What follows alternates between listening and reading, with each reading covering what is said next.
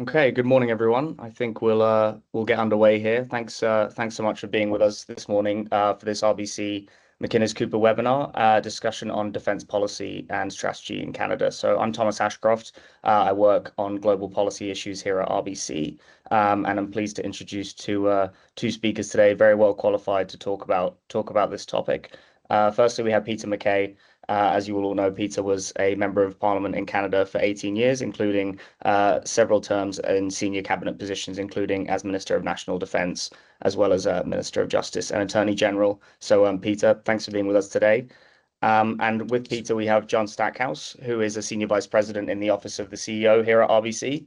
And as well as being my boss, John leads a lot of work on strategic issues and policy analysis with our executive teams across the bank. And right now, that includes a lot of work on defense and defense financing considerations. So very excited for this discussion today on Canada's defense policy, capital formation, and other strategic issues as we push forward on a new sovereignty agenda. So, John, over to you. We're going to have a discussion for about 40 minutes, I think, and then we'll turn to some audience questions.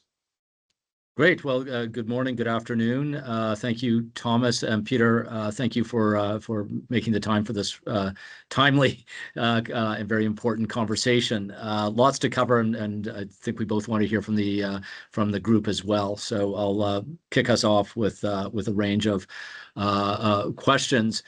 Let me start with the here and now, because I think a number of people are still a bit surprised at the level of commitment to defense spending, and we're going to get to the question of defense outcomes.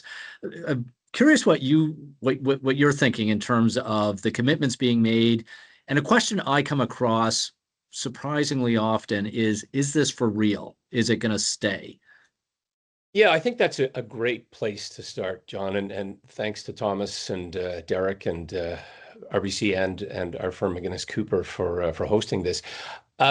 I was just at CanSec in Ottawa, and there was tremendous excitement, a buzz, so to speak, but there is still a lingering question of, is it real, just as you've said? And I think accompanying that is, how are we going to pay for this? Mm-hmm. Because the money that has been nominally committed, and to get to 2% of GDP spending, not to start throwing numbers around. I know you're in the banking business. You're better at this than I, but that's $61 billion plus to get to that 2%.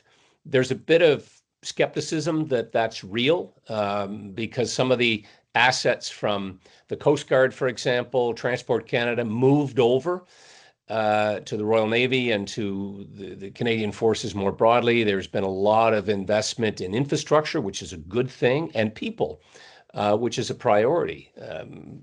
Increased salaries, pensions, all of that, and a massive amount of money and equipment that was committed to Ukraine. So those numbers, some would say, have been artificially inflated. And the commitments that have been made are over a longer period, as they have to be when you're talking about this kind of money and the complexity to get the equipment that the Canadian Forces need. But the 5% number is a bit astounding. In 10 years, we're going to be at $150 billion in spending. That's hard to imagine. That's half of what we spend on healthcare for the country. And so I think that's the underlying concern that people have, in spite of being supportive for the most part, and in spite of, as we've seen in the past, particularly during the Afghanistan war, Canadians want to support men and women in uniform. They want them to be safe, they want them to be well equipped, and they want them to come home safe to their families, to their country. So that's a little bit of the dynamic that's at work here. Big commitments, big promises, and much of this is predicated on Canada's industrial ability to respond to the moment. Well, let's get into that. You've sat in the chair as defense minister, and we'll draw on your experience in other positions as well.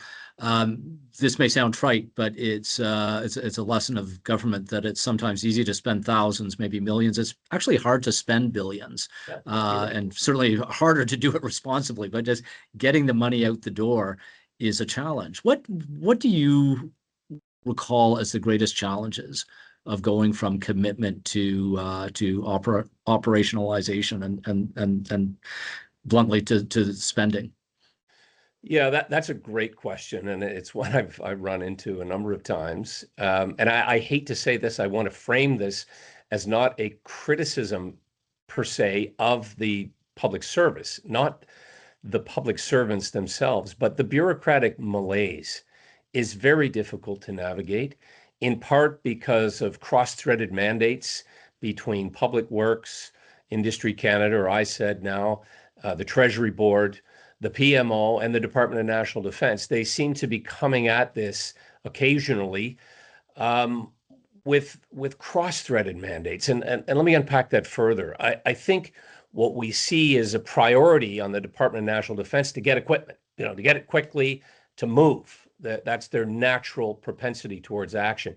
Industry Canada, of course, wants to have every nut and bolt in play made in Canada. Public Works are preoccupied, as they should be, with getting the best deal for Canada in terms of bang for the buck and ensuring that the contracts are impenetrable. And PMO has, oversight of all of this. Treasury Board wants all of the money accounted for. We have a new defense industrial agency or a investment agency that may or may not expedite this effort, John. But I think that remains to be seen. Adding another sort of layer or filter for these government decisions to get from flash to bang, it could improve things. It's too early to tell. What I'm hearing is that they've simply moved a lot of the same bureaucrats from other departments into this new agency. So, I think that has been the biggest challenge traditionally. And then there's there's the external forces. You have government agencies. You have the Auditor General. You have the Parliamentary Budget Office. You have the perennial criticism, and rightly so, from opposition and journalists that cause political tension. And then, there's a relatively constant, and that is the perpetual election cycle that we live in and the politics. I don't want to sound flippant, but when something makes no sense and appears to be an immovable object, it usually has to do with partisan politics. And incoming governments, in my lifetime, have had a tendency to say, well, we're not going to buy or not going to do what the previous government did because we think we can do it better. And things then grind to a halt. We saw it with Sea Kings. We're still seeing it with F-35s, fighter jet purchase. So I want to get your thoughts on what you might do if you were in the chair, but a couple of reflections on conversations I've had in the last week with senior officials. One is within DND, there's an interesting culture of delay, and it's not out of laziness or procrastination. It's just there wasn't enough money to do everything that was needed. So there's actually a pretty good habit of pushing things off, putting it down the road a little bit, and that takes some rewiring.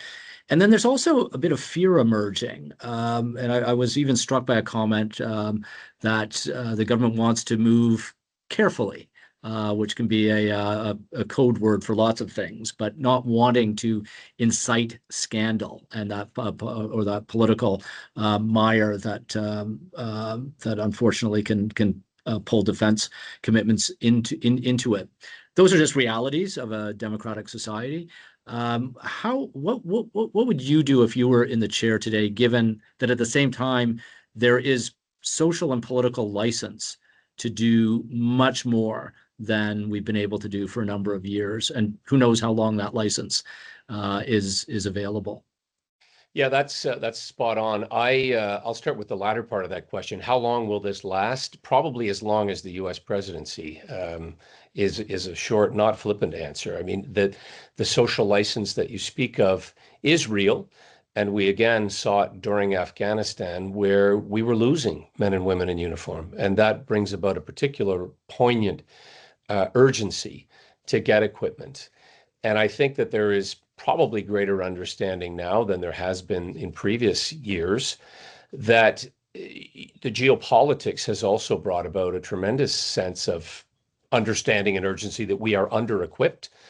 That and again, there's no point kicking this around too much, but we've been a laggard. We have not lived up to the expectations of our allies and of our veterans and men and women serving currently.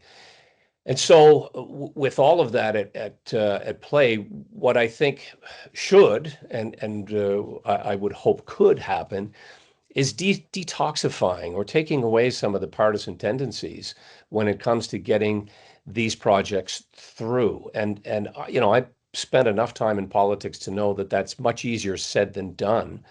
But I think the public are losing patience with a lot of the wrangling that goes on and the expectation, both because of the impacts on our economy, but also because of the exposure and the vulnerability that we have in places like our Arctic. Expectations and the impact that it has on industry, on energy, on trade, the relationship with the United States. I suspect we hear this, and I know this is a bit controversial, but not everything that the president and the Americans have accused us of is wrong. It's very often tone in the way that it's said, but we have not lived up to the 2% until very recently, with the caveats that I alluded to. We have not done enough at our border. We certainly have not done enough, in my view, and I take responsibility for this myself, to close the gap in the Arctic in terms of the exposure that we have there, particularly from Russia and China and intercontinental ballistic missiles. The Arctic uh, early warning system is not enough. We need fighter planes. We need to actually have some kind of active missile defense system. So those are some of the priorities that I would say in answer to your question. Get those things done. I don't want to overemphasize this fighter contract, but it's coming up on 30 years, John. 30 years. We're flying 45-year-old Hornets, CF-18s. It's now been 4 governments that have talked about it. It started in 1997 with the Lightning II Lockheed Martin project, of which Canada was one of 6 countries. We've already got, probably $1 billion in sunk costs. There are jobs dependent on Canada continuing this program now. A split fleet of fighter planes, to me, is fanciful and wasteful. So those are, I would suggest, priorities, and I know that's a long answer, but I by think we split need to move. and by split fleet, you mean between the Gripens and F-35s, or a different kind of split? Well, that's what they're talking about, and they seem to be edging in that direction. They've also talked about a split fleet on submarines. But what that means is not only that we're flying, different airplanes, uh, but it also means different maintenance, different pilot training. It also means, for the purposes of NORAD, the North American defense, that there won't be data shared when pilots are in a Gripen as opposed to an F-35. Vast majority now of NATO countries are flying F-35s, and interoperability is a critical component of military success in a battlefield or in a battle space.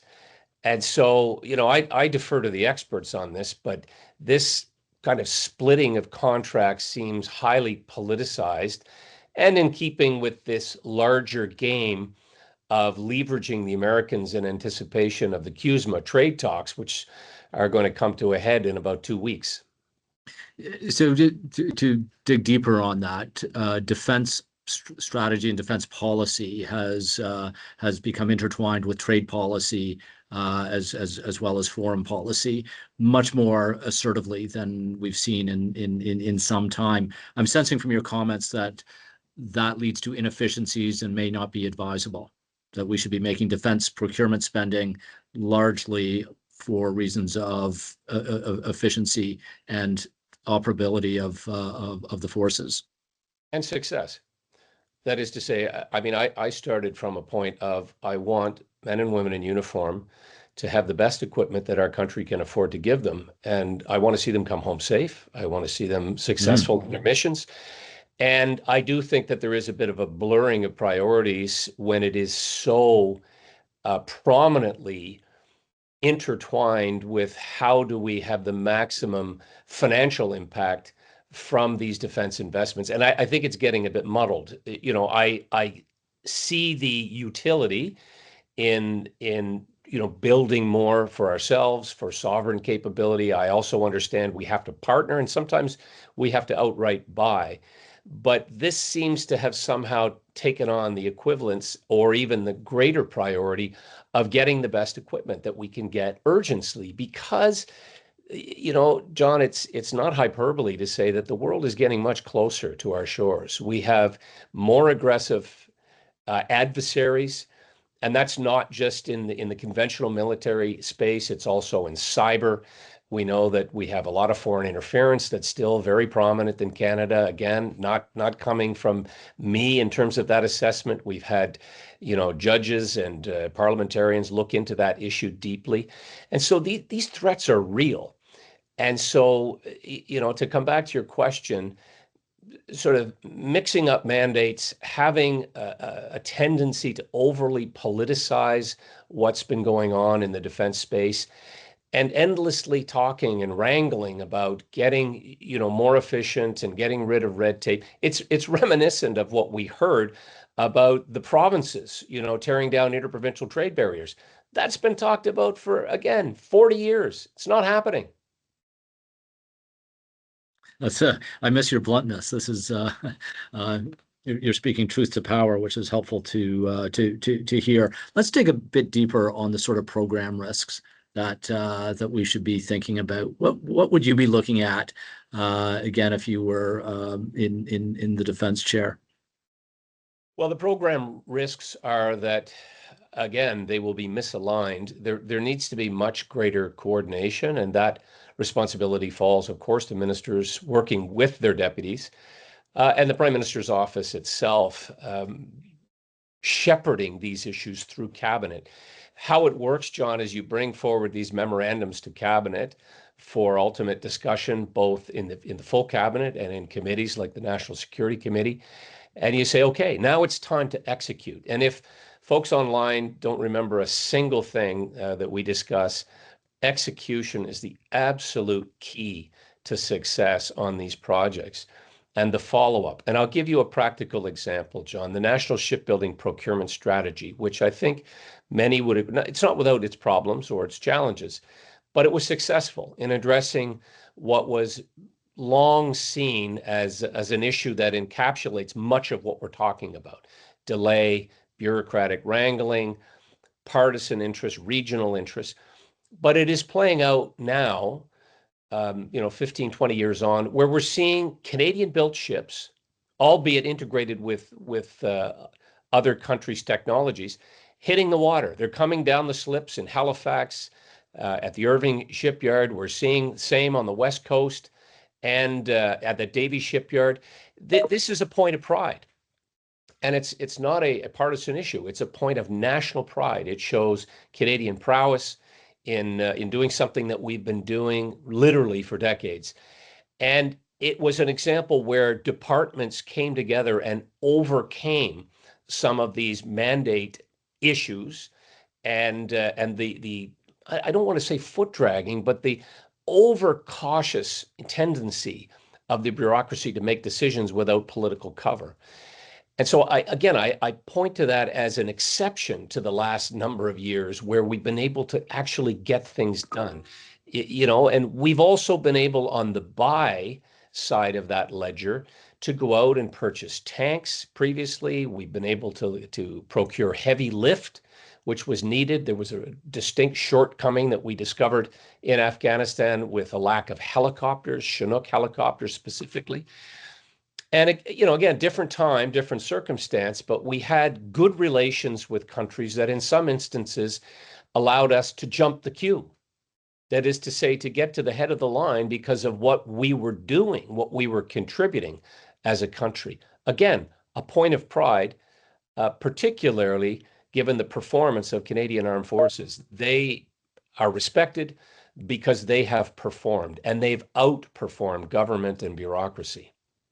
You've spoken about fighter jets and submarines. Some people, as you know, argue that the world of war and defense more broadly has changed, and the technology has changed, and we need to focus on drones rather than planes, as an example. How should we be thinking about these major procurements that will be with us for decades to come versus the rapidly changing technological landscape of conflict and defense? Well, that's exactly right, John. We do have to be thinking about that because the use of autonomous weapons, the use of AI laid on top of those types of capabilities is changing the battle space in real time. We see it playing out, of course, in Ukraine. There's examples of it with respect to the conflict going on in the broader Middle East, in Lebanon, in Iran, Straits of Hormuz. All of this has demonstrated that these autonomous systems are going to be the future, and they pose a very real threat if we are trying to fight the last war with conventional weapons. Not to say that we are going to be able to do without things like fighter planes in the next number of years, but these autonomous systems are integral to our defense. It will be a big part of our ability to have eyes on in the Arctic because of the very harsh conditions that exist there. It is just simply going to be impossible. And this also includes satellites in space, by the way, in terms of how these interoperable systems will function. So the short answer is we have to calibrate the investments in conventional type of military investment, planes, ships, submarines.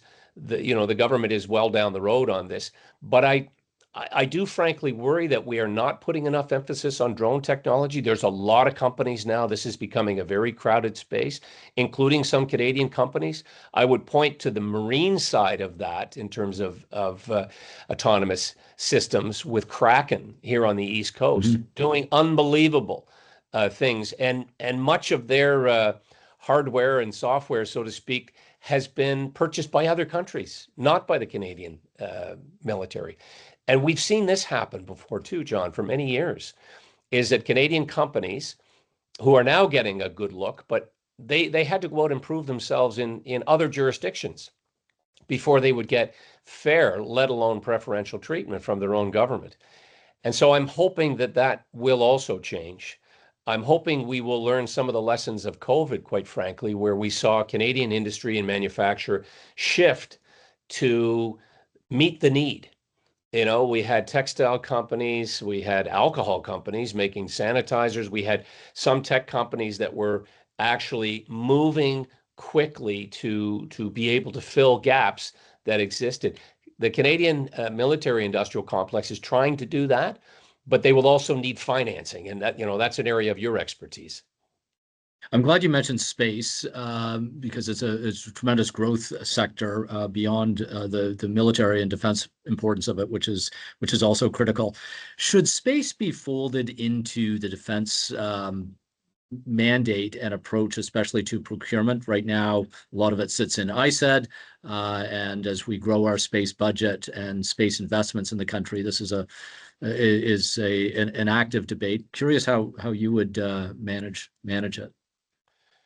I believe that we will eventually come to that conclusion, that it has to be part of the Department of National Defense, much like it took us years to sort out the relationship between communication security establishment, that is our cyber defense. And I would suggest, parenthetical to this conversation, that we probably need a foreign intelligence gathering system. I know my friend Ted Opitz and others have advocated for this, and I believe it's time. Given our role in the Five Eyes community, and it may be one of the considerations if we join AUKUS that we're able to actually contribute more foreign intelligence gathering to our own protection, but that of our allies. So space, yes, and we are growing that capability. Maritime launch services here in Atlantic Canada. We have a number of satellite launch companies now in Quebec and around the country. And so I think we are moving in that direction, and probably in the future you're going to see a space branch of the Department of National Defense, much like we've seen in the United States and other countries. Another architecture question or governance question within government is the relationship with global affairs, with GAC. Many people on the line will know the frustrations of trying to get export permits. As an example, you cannot produce much in the defense space without exporting it from a small market like Canada, and we have export permits for good reasons, but sometimes those become an impediment, including to the financing of production. How would you think that through, both the challenge of maintaining the integrity of our foreign policy and our relations beyond military relations with various countries, and then the need for defense integration and alignment for export? Well, it starts, of course, with determining who your trusted allies are, and that has been a bit of a moving target, so to speak. And I think the communication between Department of Foreign Affairs, I call it, and national defense, has ebbed and flowed, if I can put it that way. In times of crisis, our response to the war between Lebanon and Israel back in 2006, crisis in Haiti, it was seamless. And the way that happened was there was sort of the equivalent of a war room where you had high-ranking members of the military, ministers, deputy ministers coming together and working that through face-to-face in many instances, and sorting out, where the snags were and how to get past them. And so more of that actual, in some cases, physical interaction between departments is probably what's required. And I think we've come a long way from my time in government. I think there is more of that connective tissue that exists between those departments and others as well. But there is still room for improvement in real-time communication. The issues around export that you've mentioned also are predicated on moments in time with the countries that we're working with. And, where we have run into issues, both in terms of how the public react, you'll recall when Canada was sending the equivalent of wheeled tanks or light armored vehicles to Saudi Arabia. Our recent new friendship or renewed friendship with China has been cause for concern in many quarters. And so you're never going to be able to have a set policy that is going to endure over time. It's going to have to react to where we are in particular relationships with countries. So in other words, it has to be constantly updated to have the foreign policy which matches the intelligence that we're in possession of, how the Defense Department is preparing for the future, because that's one thing I can tell you is we need to be constantly looking out beyond the current moment that we're in. And we have some highly intelligent people in our public service that are doing that constantly.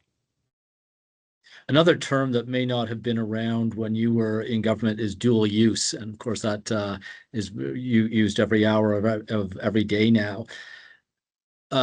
Opens up economic opportunities for producers, opens up policy opportunities for government, but also brings with it complications, including for security permitting, for DND. How do you think through both the opportunity and challenge of dual use and ensuring that it is an accelerant, if I can use that as the word, to get more capital flowing into the defense sector and not an impediment? Yeah, I think that some that I've heard from bristle a bit at the expression dual use or even multi-use. Yes. Because in some cases you have equipment that is performing more domestic type of operations and that's terrific that they're able to perform multiple functions.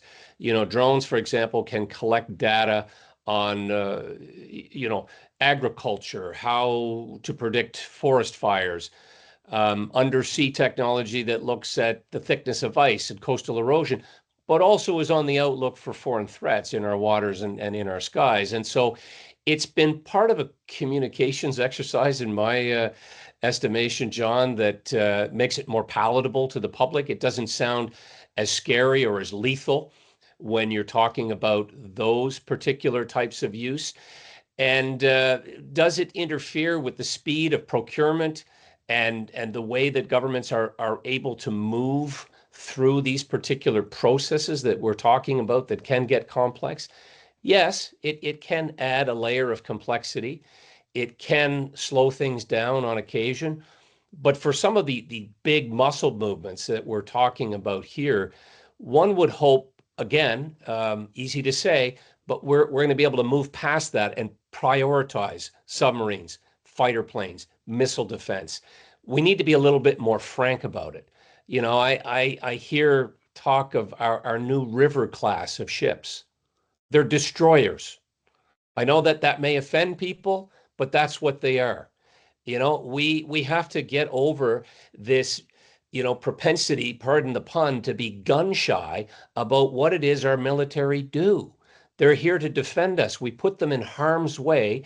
We have people who would do us harm, amongst our adversaries, and including terrorism, which is still around, and Iran is the largest sponsor of that. And by the way, so, I think we have to be a little bit more open. The public can handle it. The public are pretty clear-eyed, I think, and pretty informed, more informed than any generation in human history.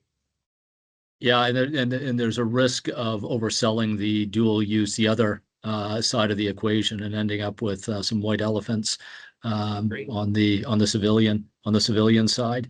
I agree. I mean, a good example, sorry to interrupt, is our search and rescue aircraft. And that was one, I have to be honest, bedeviled me for a very, very long time. You would think of all of the procurements in government that would be one that everybody would get behind. They would down, partisan weapons and just go after this in a way that was going to get it done. I'm hearing we have the wrong plane, and it isn't going to meet the standard that we need for a country our size with the weather conditions and the challenges that we have on our coast. Let's open it up for questions, Thomas. But while people wave their virtual hand, Peter, I wonder if I can ask you where you see the greatest opportunity for Canada in terms of defense production. If there are sectors and subsectors you'd bet on where we can be global leaders, what would you point to? Yeah, that's a great question. I would say it's both the past and the future. The tech sector, I believe, is where Canada has a natural advantage that we are capitalizing on. We are seeing highly educated, skilled people coming out of our colleges and our universities, community colleges, with the skills, the know-how, and the ambition. I've met a lot of these young entrepreneurs, as I suspect you have, that are doing incredible things that integrate well with the needs of our military and the modern military that we're attempting to build. So that, I think, is an export opportunity. I think also working with other countries, and I think of Ukraine and some of the European allies that we've had for years through NATO. Finland is a good example of a country that I think aligns well with Canada in terms of what they're attempting to do, their size, their proximity to Russia. A lot of Canadians don't think about it on a daily basis, understandably, with the complexity and the affordability crisis that people are experiencing. But Russia's our neighbor. And I dare say that were they not embroiled in this terrible invasion of Ukraine, they would be all over the Arctic. They're recapitalizing there. So we are going to need technology, and we can learn a lot from Finland and Ukraine and others on how to repel those type of threats.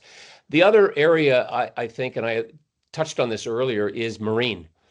Our shipbuilding, combined with the overlay of technology and what we have to do at home, but also helping other countries with the away game and at NATO. I think that's another space where Canadians excel, and we have a long history in terms of our marine capabilities, both for domestic and military purposes.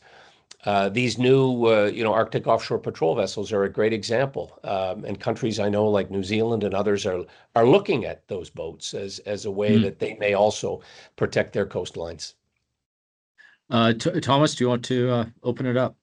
Yeah, I think we got questions in writing, John, so I'm just going to go over some of them, try and I summarize see. them as best possible. I don't know if people can speak up at the end, but let me just go over a few of the great questions that we got. John, I think this is a good one for you. So the government has recently launched a venture capital platform through BDC for defense funding. That kind of middle stage of financing and growth for companies is very difficult in defense.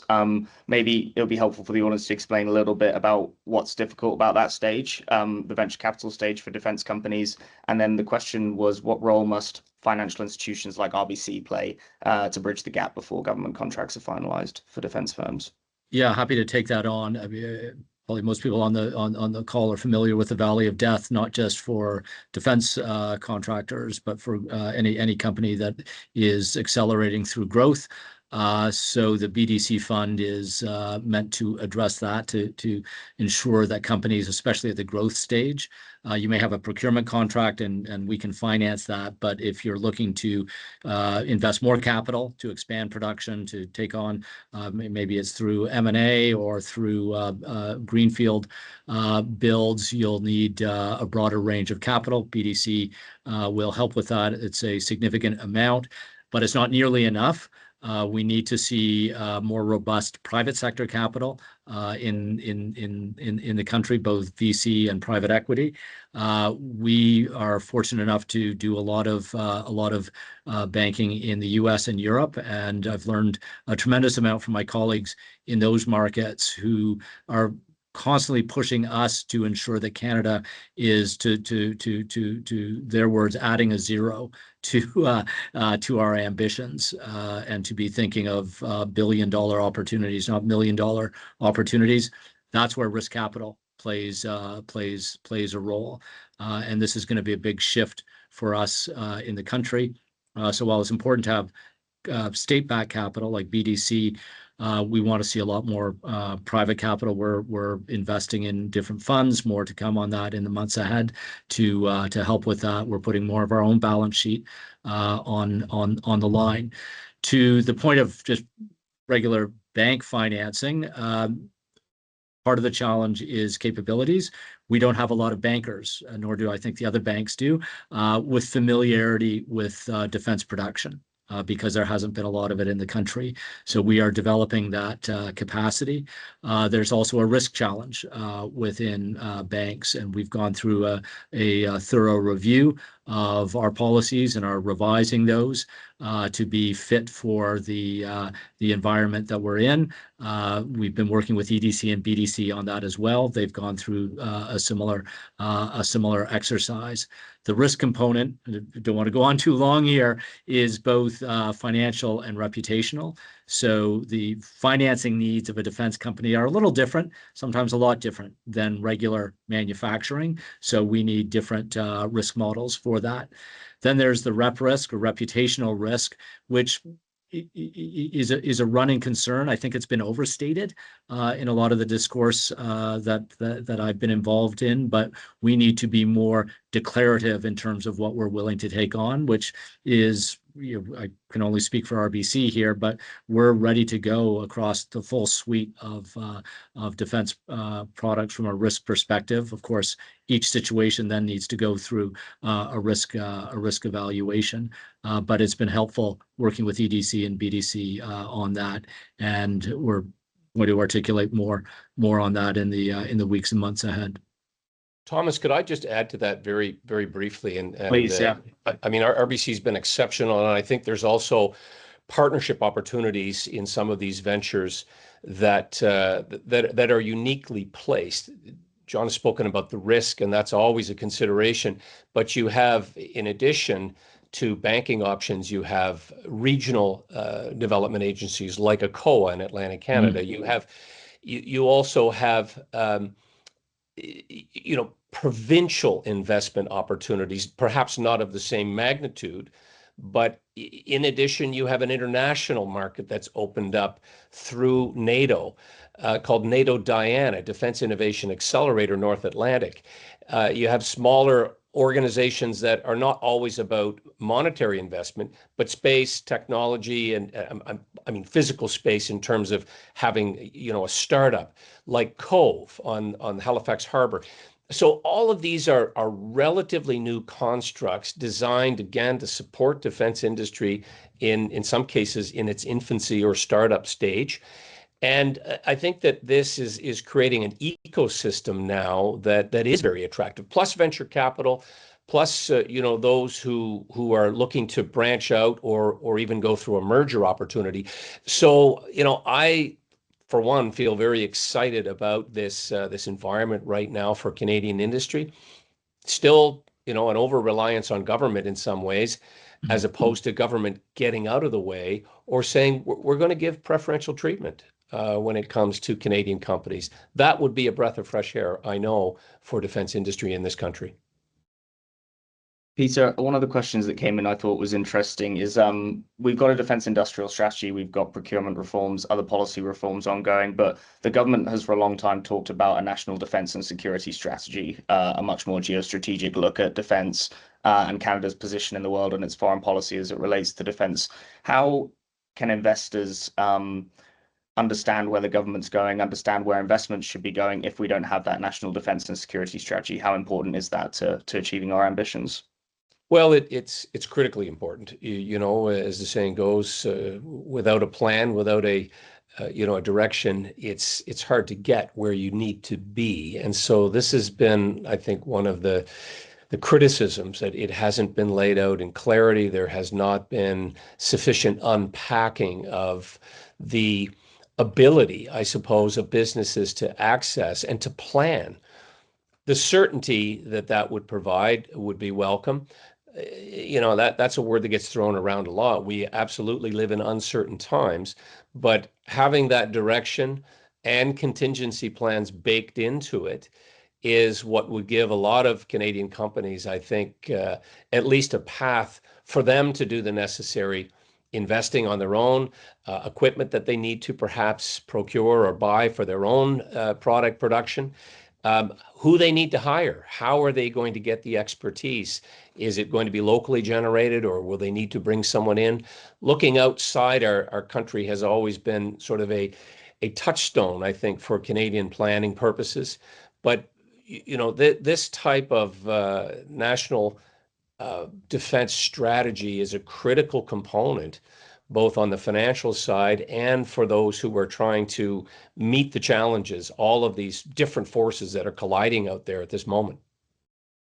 Peter, you mentioned the US is developing Space Force. They're also developing a cyber branch in their military as well. What in Canada, we've obviously got space to consider the Arctic, but cyber and unmanned are emerging as major areas of innovation as well that probably our procurement system isn't set up to deal with. What other areas do you are those the main ones that a national security and defense strategy should look to tackle, or are there others that you would point out as well? Well, I think, those are the main areas where we are lacking, where there is a definite need, a demonstrable need in terms of renewed capacity. I mentioned foreign intelligence gathering. I think that this is also something that is required now in our arsenal of defense. But we are going to have to work with other countries. We are definitely going to have to pick our allies closely. And, I think that there's a lot of that recalibration happening right now. The big issue that remains is, of course, how do we navigate the propensities of a very difficult, mercurial president of the United States right now? I can say with certainty, having been to Washington recently, that institution to institution, so military to military, our security apparatus on both sides of the border, including at the border, and many of those who have really come to understand the intertwined nature of North American defense. And you're hearing the use of the expression Fortress North America.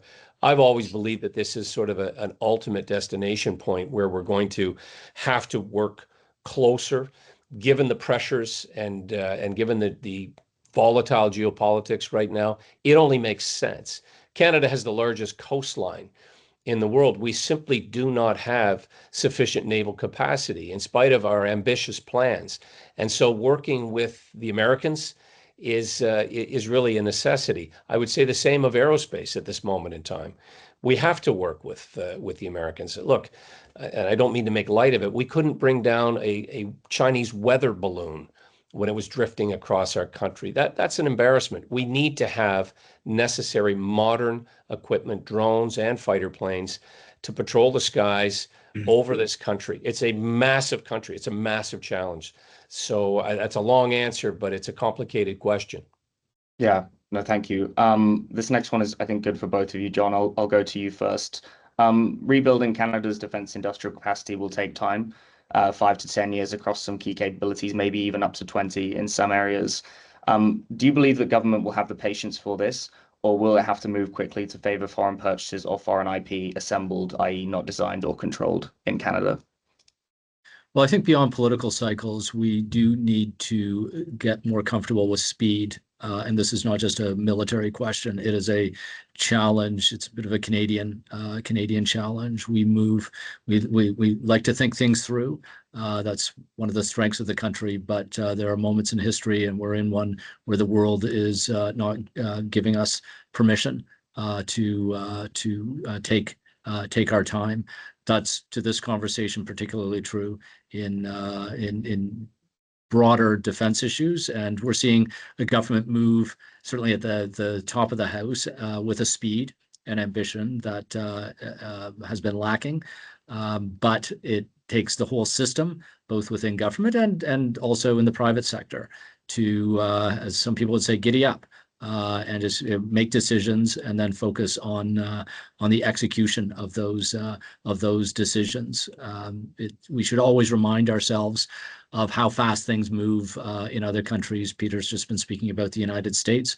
Things are moving at an incredible speed in the US right now on a range of fronts, but in terms of military development, defense systems, advanced technologies that are part of those defense systems are moving at an impressive clip, and we need to hold ourselves to that same standard. Yeah, I would only add that that's right. I mean, government has to at least try to keep pace with the private sector and move at the speed of business. We can look to other countries for good examples as well. Poland is one I would suggest is a great model for a country that has embraced the challenge. They also are in proximity to Russia. They have lots of experience, sadly, with the Russians and the threat that poses. And it seems that your closeness to the sound of the gun has a lot to do with your ability to be agile and to move. Finland is another. Sweden is now also in the NATO alliance. So we're in a place where it seems that things are aligning, but we cannot fall back and ever become complacent again. We have things that other countries want, including our natural resources and including our energy. And I think it's inextricable to talk about national defense without talking about energy. The military need to be able to move. And these big, expensive, fuel-consuming products are not going to move on solar. They're not going to move on wind. They're going to need fossil fuel. And we have a lot of it, and we have to be able to get it to market, and we have to be able to use it ourselves. That's another just penetrating statement of the obvious that seems to have been lost for the last 11 years. And maybe just in the same vein, but maybe a more specific policy question. The ITB policies, industrial technological benefits around defense, have recently been reformed. But for those who aren't familiar, it's basically a policy subsidy where you have to reinvest the contract value of your defense contract in Canada. The government wants to build up the industrial base here. Part of that, the ITB investments will be critical in that, in reinvesting in the ecosystem. But where should Canada prioritize economic development, industrial reinvestment versus capabilities? So let's say we have a company with excellent capabilities, but who's able to produce less jobs, less investment in Canada. What are some of the key factors the government should be thinking about in balancing that? Maybe start with you, John, and then hear Peter's thoughts. I would have a bias towards IP. And I know from a political point of view, jobs is the preferred metric, but that will not help us build the sector that we need. We need to be the hotbed of IP, and the ITBs, sorry to use too many acronyms there, but can be very helpful in ensuring that, especially with advanced technologies, including built through our excellent universities, is a real opportunity.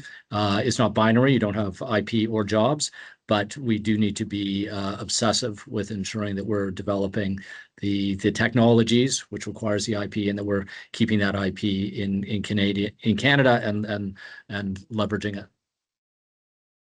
That's right. I would agree with John. We need to protect that IP, and there are examples that we can all point to where we've given that up, or we've lost our ability to retain the jobs and the intellectual property that we need for our economy to grow. I would come back to your question, though, insofar as there needs to be flexibility on the part of government to say, we absolutely need this. It's a priority. We have to get this done at an accelerated pace.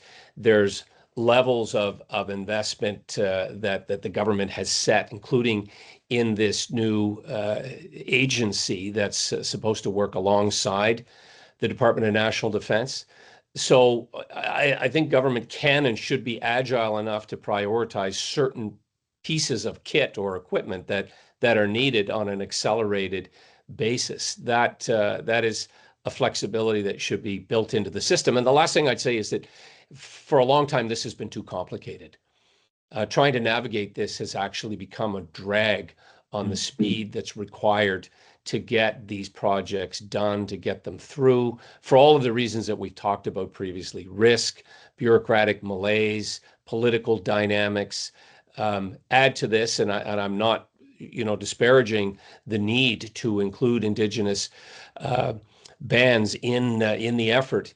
They want to be partners. They want to work within the system, but it's difficult in some cases for those outside of Canada to understand how that system works. And so greater transparency in all of this, I would suggest, is lacking. Thanks, Peter. One thing you don't hear a lot talked about, or one institution you don't hear talked a lot about in the defence conversation, is CSIS, but obviously they play a huge role. And someone had a question around IP, tech production, secrets, things like that. Is CSIS fit for purpose for this new defence drive? Does it need to be reinvigorated to have more authority? And is our Foreign Intelligence Service adequate to defend our supply chains? From your experience. Well, fit for purpose and able to meet the challenge? No and no. As I said, I think they need greater foreign intelligence gathering capability in order to be a net contributor to the Five Eyes. I think we have heard numerous inquiries and numerous people far better placed than I to give their assessment, and they think the threat is there and growing from countries like Iran, China, North Korea, others that are very pernicious in their efforts, not only to interfere and steal intellectual property, but to also harass Canadian citizens with perhaps national origins in their country. So we're not living up to the standard, I think, that most Canadians would expect of CSIS. That's not entirely their fault. Some of it is based on being under-resourced. Some of it is legislative limitations. I know in the past, we as a government opened up the ability to have effects, that is to trace some of these cyber attacks back to the source and have an impact on their ability to cause harm in the future. But we're not keeping pace with this rapidly evolving vulnerability that we have in this country, is in my opinion. Thank you. John, you spent 25 years at the Globe and Mail holding governments accountable on policy issues. And so one of the questions that came in, I thought would be good for you to answer, is how should government be held accountable on defence? This is in many ways a new frontier for Canada, a policy area we haven't developed and had this much ambition on probably since the Second World War. If you look 10 years, 5 years out, what do you think would be the key metrics that government, if government has achieved success, that you would like to see? And what are the key ways that you would hold government accountable, the key questions you'd want to see answered? Well, one of the great challenges there is holding governments to account for what is not done.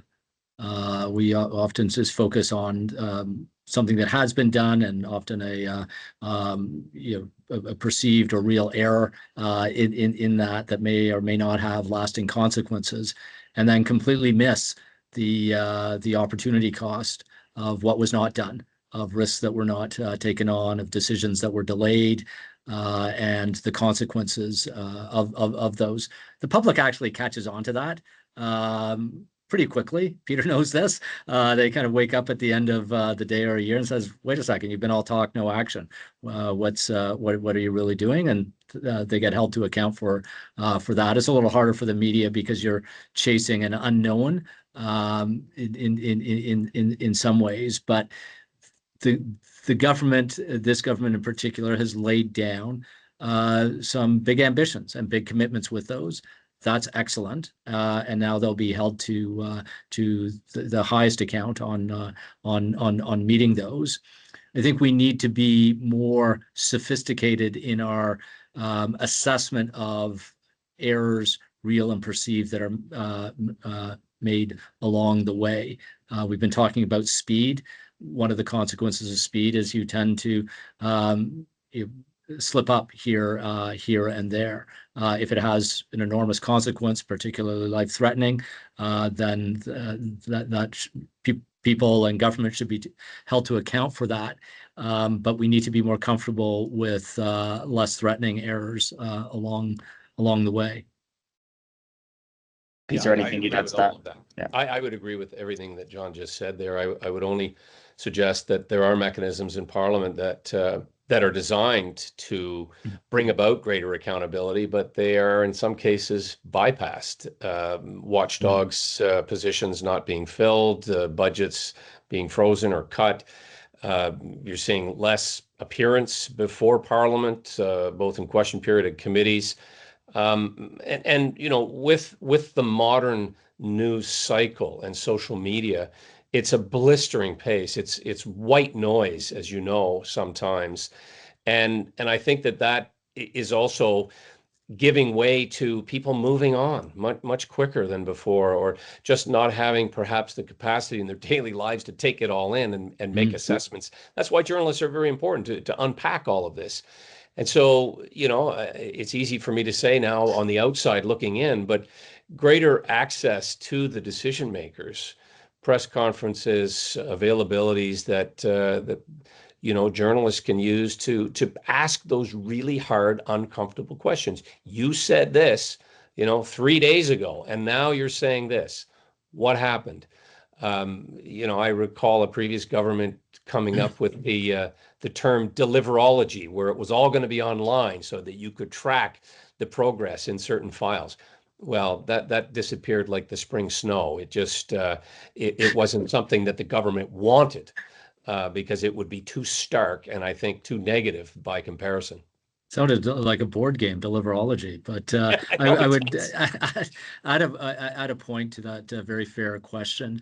I mean, we are not a militaristic society, Canada, the way certainly the United States is, where every family seems to have someone who is in service or has been in service. And there's just much more connectivity with the military experience. That includes in American media. And I've spent enough time overseas to be impressed with the knowledge that my American peers had with military operations, with technologies, with the complexities of that.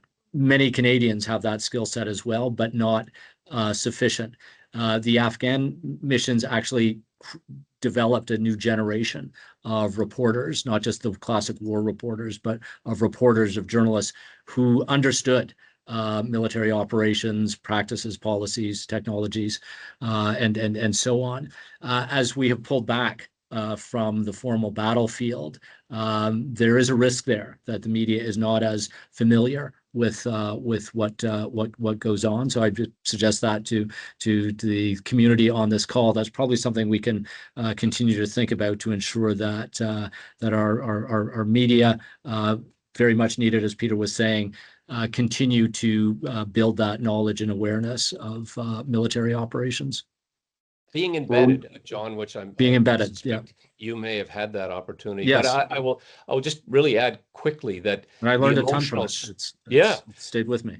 The emotional side, though, the Canadian response during the mission in Afghanistan and at other times in our history indicates to me that muscle memory is strong, perhaps more so in different parts of the country. Atlantic Canada, where I am, has a very strong connection. 40% of the Canadian Forces military assets are here, and there's a long history just in terms of proximity to Europe, etc.